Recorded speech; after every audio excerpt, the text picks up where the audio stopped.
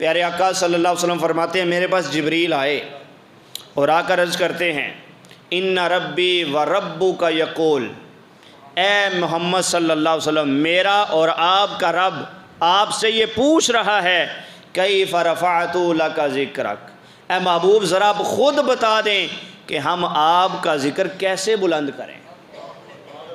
اللہ اکبر کبیرہ، اللہ خود پوچھ رہا ہے۔ وہاں ابراہیم علیہ السلام دعا کر رہے ہیں یا اللہ میرا ذکر بلند کر دے، یہاں جبریل حضور کی بارگاہ میں عرض گزار ہوتے ہیں ان ربی و ربک یقول کیف رفعت لک ذکرک، اے محبوب صلی اللہ علیہ وسلم اللہ پوچھ رہا ہے کہ میرے محبوب سے پوچھ کے آؤ کہ میں کیسے ذکر بلند کروں، پوچھ کے آؤ کہ میں ذکر کیسے بلند کروں۔ فقال، حضور علیہ السلام نے عرض کی اللہ عالم، اللہ بہتر جانتا ہے، اللہ بہتر جانتا ہے کہ کیسے بلند کرنا ہے۔ تو حضور فرماتے ہیں پھر جبریل نے کہا کہ اللہ فرما رہا ہے اے محبوب ہم آپ کا ذکر ایسے بلند کریں گے اذا ذکرت ذکرت معیہ، کہ اس کائنات میں جہاں تک میری خدائی ہوگی وہاں تک تیری مصطفائی ہوگی۔ اللہ اکبر، جہاں جہاں میرا ذکر ہوگا وہاں وہاں تیرا ذکر ہوگا، جہاں میرا ذکر ہوگا وہاں تیرا ذکر ہوگا۔ کلمے میں اگر میرا ذکر ہوگا تو ساتھ تیرا بھی ذکر ہوگا، اگر تیرا ذکر نہیں کرے گا تو میں یوں سمجھوں گا میرا ذکر بھی نہیں کیا۔ صرف لا الہ الا اللہ کہنے سے بندہ مسلمان نہیں ہوتا، اسے محمد الرسول اللہ کہنا پڑتا ہے۔ اگر کوئی میرا ذکر کرے تیرا نہ کرے تو میں سمجھوں گا اس نے میرا بھی نہیں کیا۔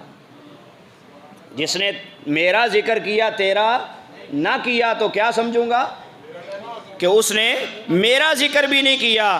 اور ساتھ کہا کہ جس نے محبوب تیرا ذکر کر دیا نا تو میں سمجھوں گا اس نے میرا بھی کر دیا۔ اللہ اکبر کبیرہ، یہ اللہ محبوب صلی اللہ علیہ وسلم سے فرما رہا ہے، اور فرمایا محبوب جو میرا ذکر کرے تیرا نہ کرے میں سمجھوں گا اس نے مجھے بھی نہیں مانا، اور جو صرف تیرا کر دے گا میں سمجھوں گا اس نے مجھے بھی مان لیا تجھے بھی مان لیا۔ اللہ، اور یہ صرف جملے کی حد تک نہیں، قرآن کی آیت گواہ ہے۔ اللہ قرآن میں کہتا ہے من یطع الرسول فقد اطاع اللہ، اللہ فرماتا ہے جو رسول کی بات مان لینا تو میں سمجھوں گا اس نے میری بھی مان لی۔ اللہ اکبر، کیا فرما رہا ہے؟ جس نے رسول کی بات مان لی میں کیا سمجھوں گا اس نے میری مان لی، تو جس نے اے رسول تیری بات مان لی میں سمجھوں گا اس نے میری مان لی، اور جس نے صرف یہ کہا کہ میں صرف رب کو مانوں گا، رب تک پہنچانے والی جو ذات مصطفیٰ ہے اس کو نہیں مانوں گا، تو اسے بتا دو کہ وہ مجھ تک نہیں پہنچ سکے گا۔ اللہ تک پہنچنے کا جو راستہ ہے وہ حضور کی ذات ہے، حضور کے بغیر کوئی اللہ تک پہنچ، آپ صلی اللہ علیہ وسلم کو مانے بغیر کوئی اللہ کو مان نہیں سکتا۔ اور حضور فرماتے ہیں کہ اللہ نے فرمایا اذا ذکرت ذکرت معیہ، اے محبوب اگر کلمے میں میرا ذکر ہوا تو تیرا بھی، بولیں ذرا، تیرا ذکر بھی ہوگا، اور اگر اذان ہوگی اس میں میرا ذکر ہوگا تو تیرا بھی ذکر ہوگا۔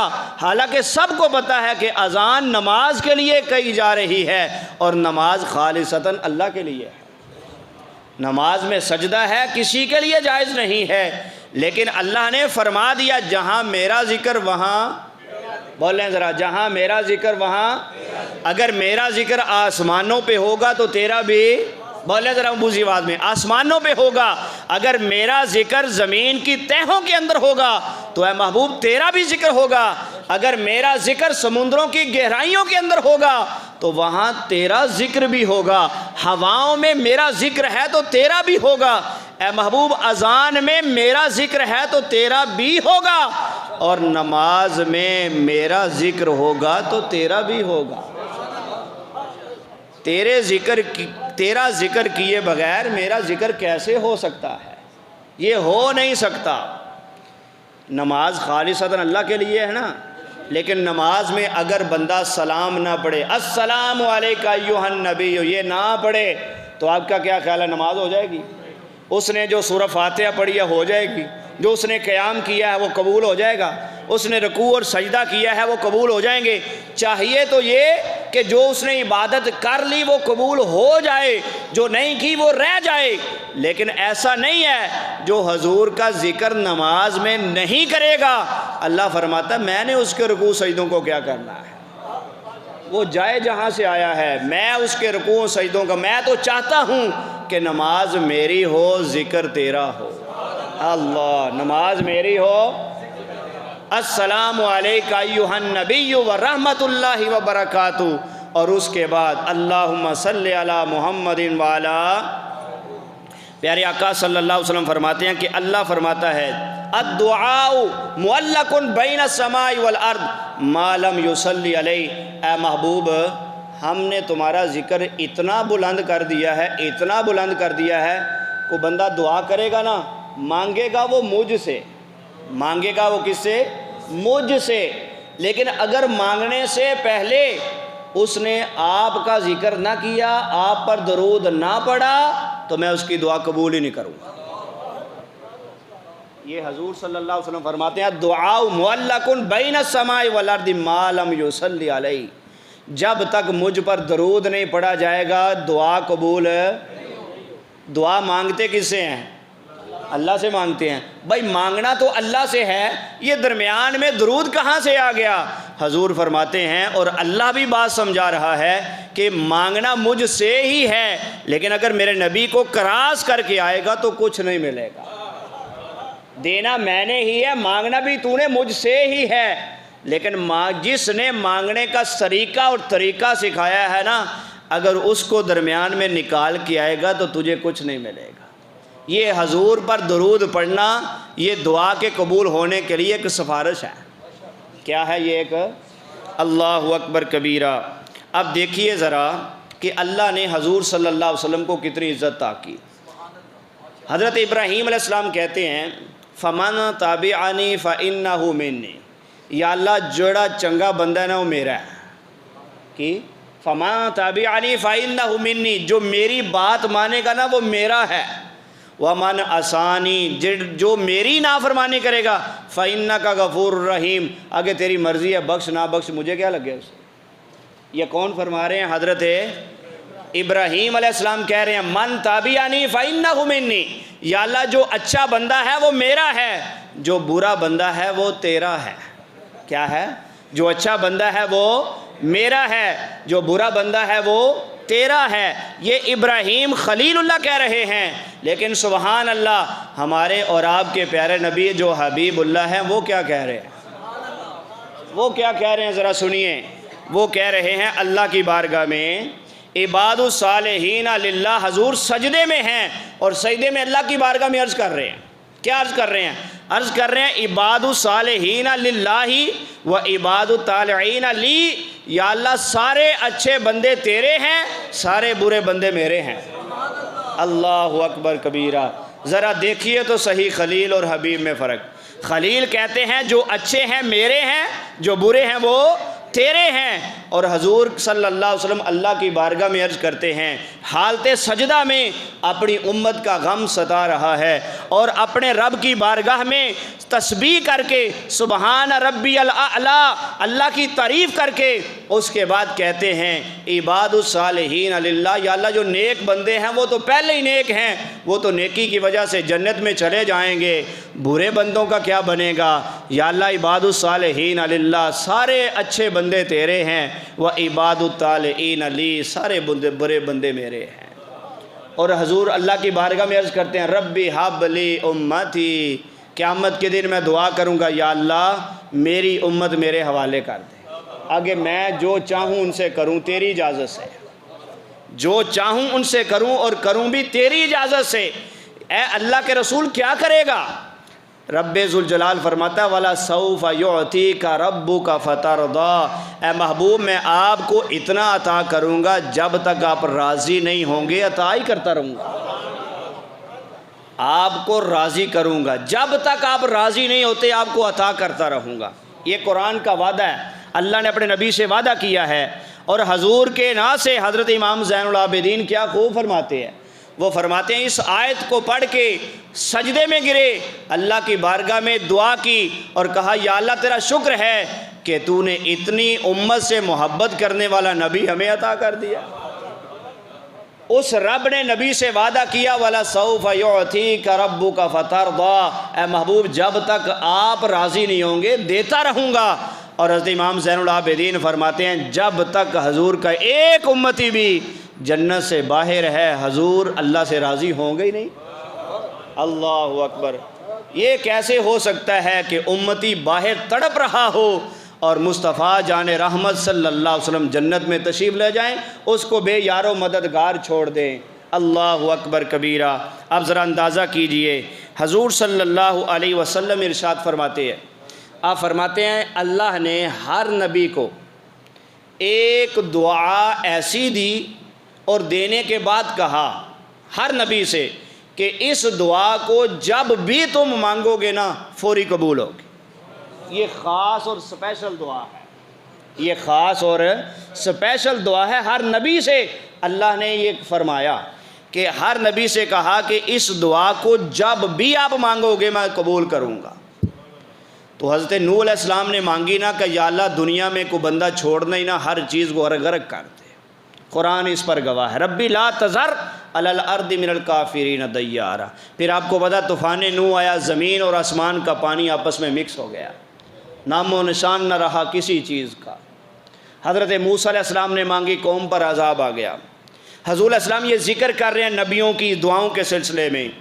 ایک صحابی کھڑے ہوئے، عرض کی یا رسول اللہ صلی اللہ علیہ وسلم آپ اپنی امت کے لیے وہ دعا کب کریں گے اور کون سی کریں گے؟ جس دعا کو اللہ رد نہیں کرے گا وہ سپیشل دعا کب کریں گے اور کیا کریں گے؟ اللہ اکبر کبیرہ۔ حضور فرماتے ہیں میں نے وہ دعا دنیا میں کرنی نہیں، میں نے اس دعا کو دنیا میں وہ میں نے آخرت کے لیے رکھی ہوئی ہے، وہ میں نے آخرت کے لیے رکھی ہوئی ہے اور اپنی امت کے لیے رکھی ہوئی ہے۔ اور کب کروں گا؟ جب اللہ مجھے اذن شفاعت دے گا، اے محبوب جس کی شفاعت کرنا چاہتے ہو کر لو۔ اس وقت میں اپنے رب کی بارگاہ میں دعا کروں گا ربی حبلی امتی، یا اللہ میری جتنی امت ہے ساری میرے حوالے کر دے۔ حضور فرماتے ہیں ہر نبی کو ایک دعا ملی، اس نے دنیا میں کر لی، میں نے اس دعا کو آخرت کے لیے اپنی امت کے لیے جو ہے وہ پینڈنگ رکھا ہے تاکہ جو گناہگار بندے ہیں نا ان کا بھی سبب بن جائے۔ اب بتائیے جو نبی ہو کر اپنی امت کا اتنا خیال کرے، سجدے میں جائے تو اپنی امت کے لیے دعا، معراج پہ جائے تو اپنی امت کے لیے دعا، وگرنہ اتنا کو بلند اور عزت و مقام و مرتبہ والا ہو کون کسی کو یاد رکھتا ہے؟ اللہ کی بارگاہ میں جا کر بھی اپنی امت کو یاد کیا۔ بھلا اس سے زیادہ محبت کرنے والا نبی کون سا ہے؟ اس سے زیادہ محبت کرنے والا نبی کس کو ملے گا؟ قسمت والے ہیں ہم، ہماری قسمت ہے کہ ہمیں اللہ نے سب سے اپنا محبوب اور مقرب نبی ہمیں عطا کیا ہے، یہ ہماری قسمت ہے۔ اور اس میں سارے کا سارا کمال اس کے رب کا ہے یا پیارے آقا صلی اللہ علیہ وسلم کا ہے، اس میں ہمارا کوئی کمال نہیں ہے۔ اگر ہمیں کسی اور نبی کی امت میں پیدا کر دیتا تو ہم کچھ نہیں کر سکتے تھے، انسان ہی پیدا نہ کرتا تو ہم کیا کچھ کر سکتے تھے۔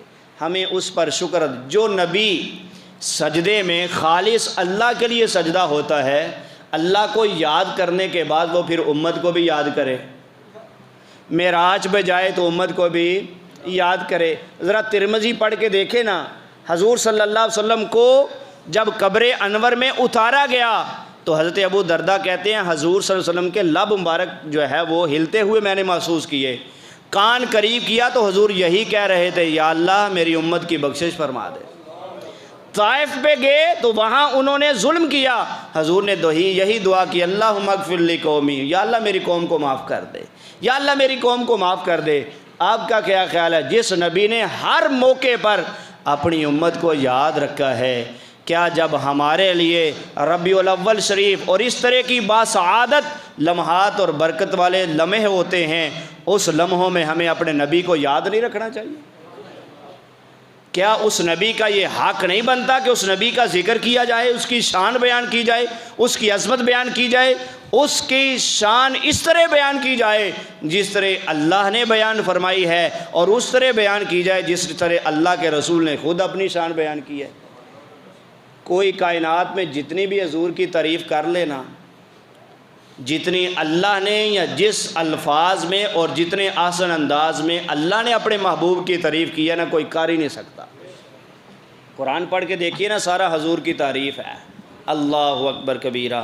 تو اللہ نے اپنے محبوب صلی اللہ علیہ وسلم کو ایسے مقام و مرتبہ اور شانیں عطا کی ہیں جو اللہ تعالیٰ نے دیگر انبیاء اور رسول کو بھی دیے۔ شاعر نے بڑی خوبصورت بات کہی، آخری شعر ہے مشہور، حسن یوسف دم عیسیٰ ید بیضہ داری۔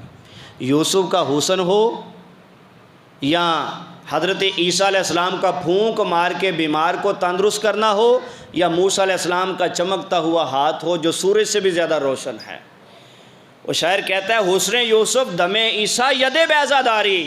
وہ کہتا ہے جتنے انبیاء کو علیحدہ علیحدہ اللہ نے ایک ایک کو مقام و مرتبہ دیا ہے نا، آنچ خوباں، ان ساری خوبیوں کو ملایا جائے تو تنہا داری، وہ ساری اللہ نے اپنے حبیب مکرم میں جمع کر دی۔